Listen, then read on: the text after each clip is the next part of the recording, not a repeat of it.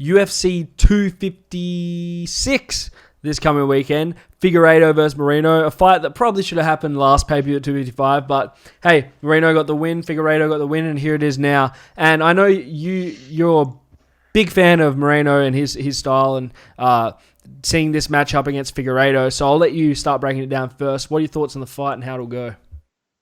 I think it's a brilliant fight, and as you said, we should have got it last time. Moreno, besides everything, he is the clear number one contender, and that doesn't necessarily mean I think he's going to win or I think he's going to pull off the upset. I just think he deserves it, and even if he gets knocked out in the first round, at least he's had a shot and he's getting it. So I'm glad to see that. Figueiredo's looked brilliant, and the thing is, he's already getting compared to Demetrius Johnson, and that's the problem, isn't it? That's the problem, because he hasn't looked that good. He hasn't really done anything to earn that type of stuff. So. And also, I do worry about his weight. He does struggle at the flyweight limit to turn around within a month. That could be a struggle for him against someone like Moreno, who, when I spoke to him last week, was saying he's very comfortable at the weight and thinks the weight cut might be an issue for Figueiredo. That's something to look at. But I think on paper, it's Figueiredo. He's the guy, isn't he, right now? He's the guy. He should defend his title. He should make pretty easy work of Brandon Moreno. But I think he's a live dog in this. And it's just one of them. I'm not really going to predict. I just want to watch it and enjoy it, because I do think it's a brilliant fight. Yeah, as far as weight cuts go for Figueiredo, I think when he was missing weight, from memory, listening to the lead up to the last pay-per-view anyway, he didn't have a nutritionist, which he has now. So I don't think weight's going to be too much of an issue with him, because last time, 255 wasn't an issue for him. And hopefully he doesn't miss it, because that would be very poor, especially if he misses by bad and they don't have the fight and then it loses its main event. But hey, I'm happy for the co-main to bump up. We'll get into that in a sec. Moreno, he's got a good style to face Figueiredo. He's well-versed everywhere. We saw him on the ground with a black belt, like a legit black belt in his last fight, and he just dominated, held the back for a long while. So I wouldn't say Figueiredo's going to out-grapple him. The biggest threat Figueiredo has in grappling department is his neck attacks, right? The second you shoot on him, he clamps on the neck. We saw it against Alex Perez. He doesn't waste any time, and once he gets it, he's got the squeeze to put you out. So I don't really expect Moreno to have a grappling-heavy approach to this fight. I think he's going to want to keep it on the feet and try and use his speed and volume to outdo Figueiredo, who, as we saw in the last fight, he's not the fastest striker. He's happy to sit there and wait and counter off you. Like, Alex Perez was outstriking him in that fight for the little time it went. And most of that came down to just the speed and the pace of Alex Perez in comparison to Figueiredo. So if Moreno can stay on the outside and pick him apart, he has a method to victory there. The problem is, Figueiredo's got power in his hands. If he lands on you, you go to sleep. If he gets a hold of your neck, you go to sleep. So it's a very dangerous puzzle to solve, but I'm interested to see how he goes about it. Yeah, Moreno's got a few different things he can rely on. I think he's going to have to really put on a true mixed martial arts performance to get the win in this one, because from everything I've seen, he's kind of got a granite chin. So I think out of all the guys, Figueiredo's face coming up, Moreno is well equipped to take these punches. He's also got a elite ground game. He's just one of them guys. But then Figueiredo, it depends if he is what people are saying he is. If he's the Demetrius Johnson, if he's the next big thing, then he'll make it look easy. But if he's not, Moreno could give him a really good run for his money, and could actually cause an upset here. It's an interesting fight between, in my opinion, the number 1 and number 2 of flyweight, and I can't wait to watch flyweight. On fire right now. It's great to watch. From where they come from, on the edge of being cooked entirely, to here now headlining the final pay-per-view of the year. 2 pay-per-views on the bounce. They've been towards the top of. So it's brilliant stuff, and I can't wait to watch. Yeah, you think about the first matchup between Figueiredo and Benavidez, wasn't even a pay-per-view, it was a fight night from memory. Even the second one, I think, was a fight night. So they're clearly putting all the chips behind Figueiredo, trying to build him up to be a star. And yeah, I'm keen to see this fight and hope that it pays off for whoever wins. We'll jump into the co-main event. Probably my favourite fight of the card. Maybe one of my favourite fights of the year on paper. Obviously, I haven't seen it yet. Hopefully, it lives up to what I think. But we've got Tony Ferguson taking on Charles Oliveira. And why this is such a fun fight to me is because stylistically, both of them are very similar. I would say in terms of being more technical, Oliveira is better, both in the grappling and the striking, technically. But Ferguson's just so good at mixing it up and throwing unorthodox stuff, both on the feet and on the ground, that it's always fun, and he always seems to get the win, aside from his last outing. I'll leave this one to you to break down first. What do you think? It's a great fight. It's what kind of saves this card. We've lost Amanda Nunes, we've lost Peter Yan versus Sterling, but people are still hyped about this card, and it's mainly because Tony Ferguson he's got pay-per-view selling value. I'd imagine he's making some of the back end off this card because he is the name on this card. He is carrying it as the people's main event, and that's one thing I'm a bit.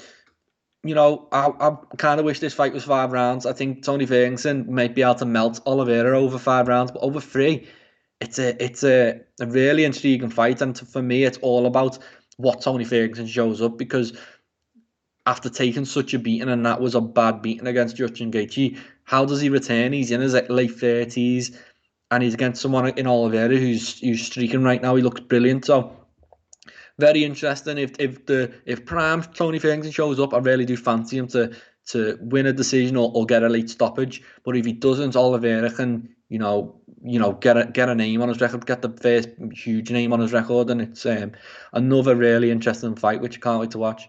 Yeah, and I mean, you think about Oliveira's like recent run. He's got, well, not even his recent run. He's got 19 submissions on his record. He's a submission ace. But then in his little last few fights, he's got a few knockouts on there. He's very well rounded recently. His striking's gotten much better. And Tony Ferguson, he's went on that run of 12 fights in a row where he won. He finished a bunch of people with a bunch. He had a couple of submissions in there. He had a couple of knockouts. I would say a lot of Oliveira's submissions come from neck attacks when people are shooting. Not all of them. He like you think, I can't remember which fight it was recently. He aggressively pursued the takedown from the start and got the rear naked choke. Was that Jim Miller? Am I right? Right, Jim Miller? I can't remember who it was. Anyway, he likes to use his wrestling ability to set up his submissions as well as catching their necks as they shoot on him. When's the last time you've seen Tony Ferguson shoot a double leg on someone? Tony Ferguson's always injuring his opponent, waiting for them to shoot on him, then capturing the neck, or like in Kevin Lee's case, waiting for Kevin Lee to take him down and then submitting off his back. So I'm not too worried about Tony Ferguson getting submitted by a guillotine choke or a DAS or something. If Tony's going to have a problem in the grappling, it's going to be if Oliveira comes in with a grappling heavy approach and takes him down or jumps on his back or something like that.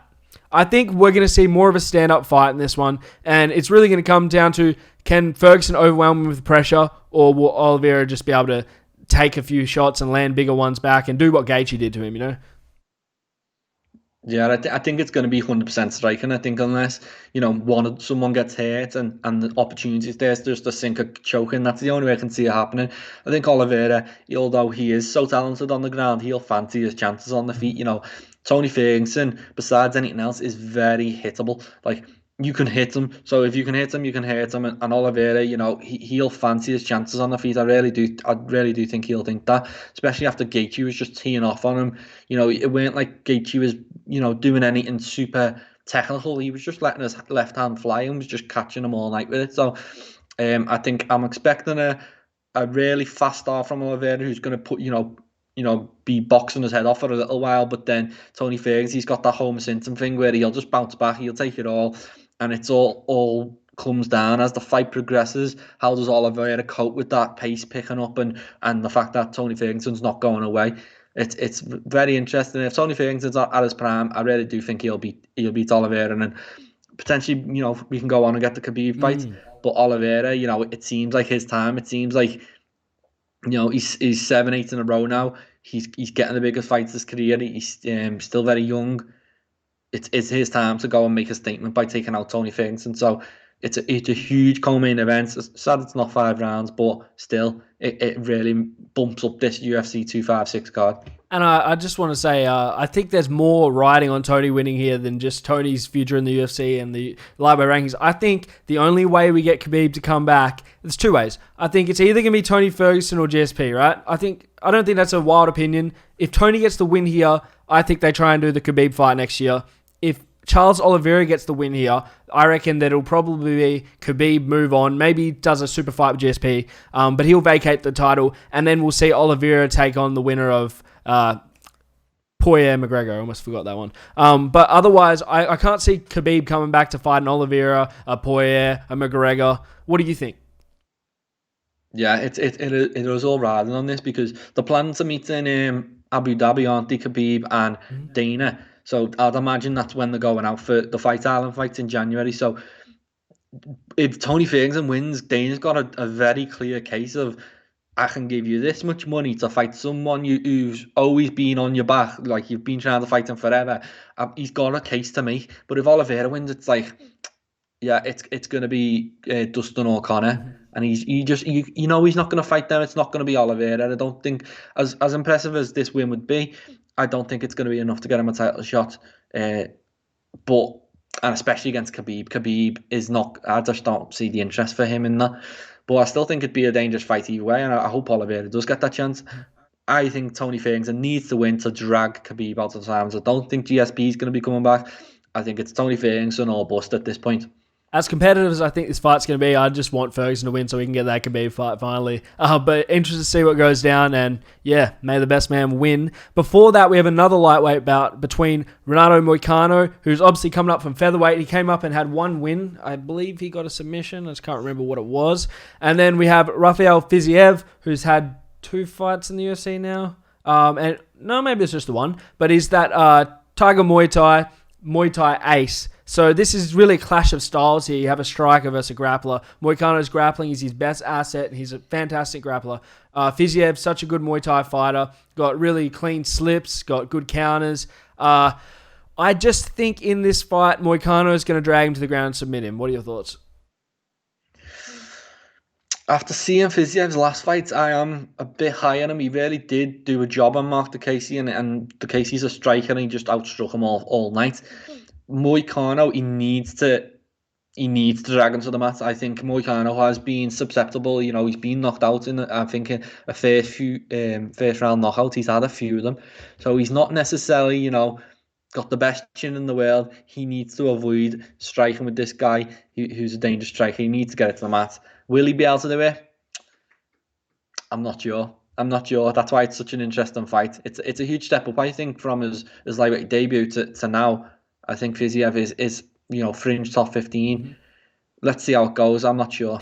And just one thing to note, this is the weakest fight on this main card, and it's still an incredible fight, great matchmaking. So it just shows this card went from being something people were moaning and groaning about, losing its main event, saying it's not going to be a great card, to what we have now, which is pretty incredible. And I think it's much better than the last one we had. So yeah, jumping off from that, we do have another middleweight bout between Kevin Holland, who was obviously meant to fight this past weekend, taking on Jacare Souza.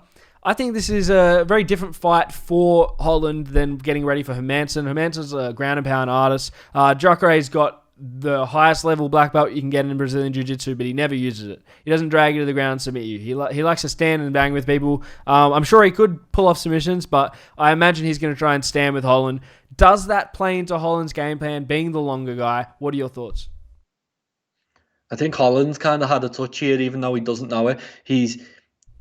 I think he's downgraded, but it's the right step at the right time. I thought Hermansson was, a couple of jumps higher than he should be going, and although he's lost out on the main event and a big chance, I think he's fell into a nice spot where he's jumping up a level, but it's against Jacare, who's I think probably in his 40s now. He's on the decline. It's still a big name, and it's still on a pay-per-view main card. It's still a huge fight.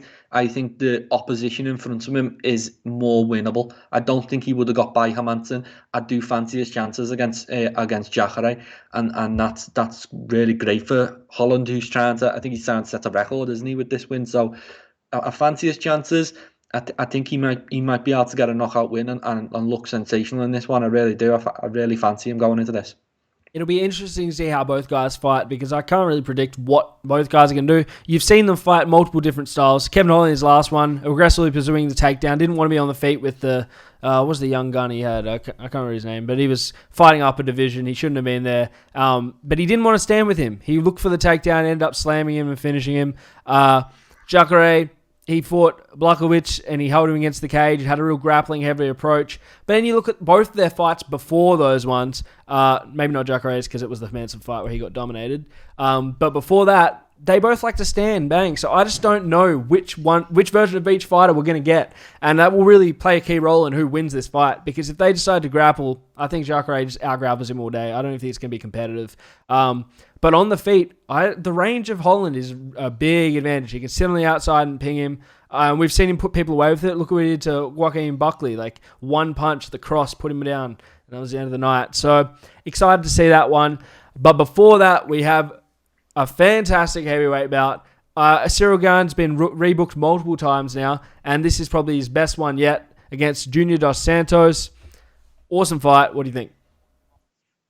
Yeah, it's a great fight. It's that test he needs. It's several levels up, isn't it? Now to Junior Dos Santos, who's a UFC legend, heavyweight legend. Again, he's on the decline. He is gettable at this point. Can he knock him out? Has Cyril Gane even got a knockout in the UFC? He's been very submission heavy. I don't think he has. It's gonna be tough to submit Junior. I think that's what it just makes it interesting. But he's on 3 defeats on the bounce, so it's make or break now for Junior. As we said earlier, the cut's coming, and imagine he's on a huge wage. If he's getting set up to lose really against this prospect, and people are piping up Cyril Gane, but it could be a tough night because Junior he showed moments of he's still got it. Mm-hmm. It's just more about his chin more than anything at this point, and is Gane the guy to trouble him really? He didn't put Tanner Boser out. He's got 2 chokes, and yeah, that's it really. What do you think? Well, I mean, Junior's biggest problem is his like you say, his chin. He's been finished. Big punches have been knocking him out. But before that, I mean, Derek Lewis couldn't do it, and Derek Lewis is one of the heaviest hitters in the UFC. But I don't think technically he's losing to people. Curtis Blades, maybe. Curtis Blades outdid him and just beat him up on the feet. But the problem there is probably that he expected Curtis Blades with a wrestle-heavy approach. Curtis Blades come in standing, and so he was just spun out and got finished. I don't know what the game plan was there. But outside of that, Francis Ngannou finished him. Someone else did. Rosenstruck finished him. It's like these heavy hitters is just not what Cyril Gane has showed he is. Not to say he can't do it. It's heavyweight. Everyone's got power. Maybe he lands something huge. But I expect Cyril Gane to try and outpoint him or submit him. I don't know if submitting him is the wisest thing to get into. He's got a black belt himself. So maybe not the submission. But I think Cyril Gane's going to try and outpoint him and just do better work, which is something Dos Santos has shown throughout his career that he's really good at. He's a good volume striker. He's got good combinations. So I expect this to be a good fight. I'm not writing off Dos Santos in this one. I think Dos Santos can definitely get a win here, which he does desperately need. Yeah, and that's why it's such an interesting fight, because Cyril Gane doesn't have what the other fighters have had. And just not in terms of talent and quality. The 3 guys who've beat Junior Dos Santos lately are right up there in heavyweight. Cyril Gane's not there yet. He's also doesn't have that one-punch power, or hasn't showed it yet. Junior Dos Santos against Rosenstruck, he was winning that fight. He was boxing well, and he got caught eventually. But so it just makes it an interesting fight, and it's a real acid test. And if Gane comes through this, it's onto the big leagues. Then it's onto them really big fights at the top of the heavyweight division, and I think that's what the UFC want, because he's a popular guy. I think a lot of people are pretty certain he's going to run through Dos Santos. I'm not quite there yet, but this is the fight for him. This is a huge showcase fight, and it's his chance to go and show what he's about. Absolutely. We'll jump on prelims. Just pick out a few. First one I want to pick out is the first fight on the early prelims, according to UFC's page. So I don't know if this is correct, but Chase Hooper's opening the early prelims according to their page against Peter Barrett. I believe Chase Hooper fought on a main card in his last fight. Am I wrong in saying that? Was Alex Caceres not the... No, it was the featured prelim on UFC 250. It was Chase Hooper versus Alex Caceres, right? Well, he was getting some hype behind him, wasn't he? But that was a tough loss. That was a step up that he lost, and he's back down. He's back down to the bottom of the card now, but he's still on a pay-per-view. So it still shows that they hold him in some regard. But he's got work to do. He's got a lot of work to do right now. Yeah, but he went from the featured prelim to the first fight on the early prelims, according to according to UFC's website. So this isn't always right. So he could be further up the card, but who knows? And also the other thing to notice is this is a huge card. There are a lot of fights on here. Do you want to pick out a couple to speak about? So we've got the featured prelim is Cub Squanton against Daniel Penae. I think Penae looked brilliant last time, didn't he? Herbert Burns was hugely fancy, and he absolutely dominates him, and it was ruthless. And Cub Squanton's another one of them guys who we're speaking about, who's on the downslide. But by all accounts, he's in the junior census, both, where he's probably fighting for his career right now. But last time out, he looked good. He got a good win over Cron Gracie, and he needed it because he'd lost 4 on the bounce. And this is a really good chance to build some momentum off a guy like Pineda, who has just coming off a big win. He can steal all that shine, he can take it back, and Cub Swanton has been one of the top guys for so long. I'd expect him to come through this test. Yeah, I do agree. I think that Herbert Burns fight was a weird one because Herbert Burns missed weight there. How much did that impact the fight itself? And also the fact Herbert Burns really, really put a lot of faith in his grappling ability, and he was trying to stay on the ground, and yeah, he just didn't look great in that fight, did he? Whereas Cub Swanson's much more of a mixed martial artist, in my opinion, and more tested. We've seen Cub Swanson in a variety of situations, and he's had varied results, but I do expect him to beat Daniel Penae, and I expect it to be mostly on the feet. I don't think it's going to be like the last one where Herb Burns was happy to sit on his back on the ground. So it'll be an interesting test. Keen to watch it. Yeah, and then besides that, we've got Mackenzie Dern against Verena Jandarova, which I'm pretty sure they're both real. Obviously McDermott is, but Jandarova, I think she's known as well for her BJJ skills. Yeah, she's a black belt as well. 2 submission wins on the bounce against Herrig and Martin. I'm expecting Dern to decision this one out. I don't think either one will submit each other, but I think Dern will do enough, to control the fight and win it that way. Well, I knew Mackenzie Dern was a jiu-jitsu fighter. I didn't know about Jandaroba, but if that's the case, I expect it to be all striking then. And Dern's got a really good striking coach. It's Jason Perillo from memory. Don't know anything about Jandaroba's camp. So if it's a striking battle, I'd probably favour Dern just because I have no idea. But I don't expect it to be a grappling match if they're both really high-level grapplers, right? Because neither one's going to want to put themselves in that position to be submitted, No, this is the fight where I'm kind of looking, as someone from Europe, from the UK, I'm looking at this fight saying this is the one that might put me asleep at 3 a.m. in the morning. I feel like these two might cancel each other out. It might be a dud, but Mackenzie Dern, she's a big girl for the weight, and if she's training with Jason Perillo, she's putting her hands together, she could cause some damage. She's big, she's strong. She's obviously got some pop in the punches. I think she could pull off something like that, but I do expect it to be on the feet. I don't expect them really to entertain that type of that ground game. But yeah, and then besides that, we've just lost Angela Hill, who's pulled out of a fight against Tisha Torres, which is a shame because that would have been a fun fight. Where you're talking about fights putting you to sleep, that one would have woke you up because them two would have been going a million miles an hour. Hopefully they can get someone in for Tisha Torres. She's still appearing as on the card. It'll be interesting to see if anyone can step up. Yeah, outside of that, the other one fight I spoke about was the Chase Hooper against Peter Barrett fight. Not much to really be said there, though. How much has Chase Hooper really improved from his last fight? Because we saw his jiu-jitsu is fantastic. No one's going to want to grapple with him. But has his striking improved to the point where he can stay on the feet and really be a mixed martial artist, Yeah, and just lastly, I want to mention Gavin Tucker against Billy Conanteau. If I'm making an early pick for fight tonight, I think that might be it. I think Conanteau, every time I've seen him, he's been super fun. And Gavin Tucker last time out looked like a beast when he was. I think he took out Justin James, and he's looked relentless as well. So I expect these two to clash, and it's going to be a bit of carnage. But besides that, yeah, not much else on that undercard.